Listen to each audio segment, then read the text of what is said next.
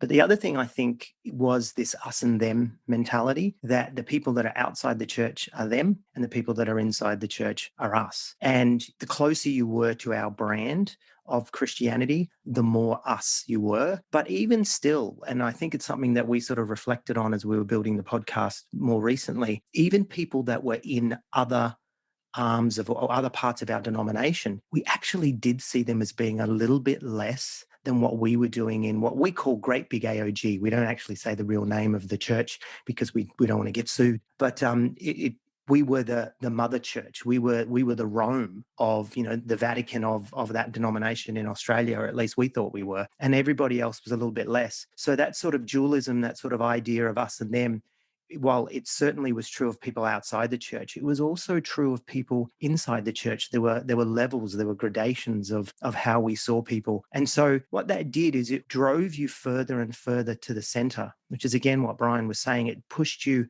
You have to be more committed. You have to be, stronger in your faith. You have to be more pure, more true, more a part of this. And so I felt definitely driven to that center place. And so that means taking on leadership, going to Bible college, eventually, wanting to become a pastor and a leader in this. And it was all this drive. And there was never a sense of, when you said there's very calming coming in, certainly initially, but then after that, it was this constant sense of not doing enough, not measuring up. There was no simplicity to the message is what I'm saying. It was very complex, and it was very much about being a part of the core, and it was very much about striving.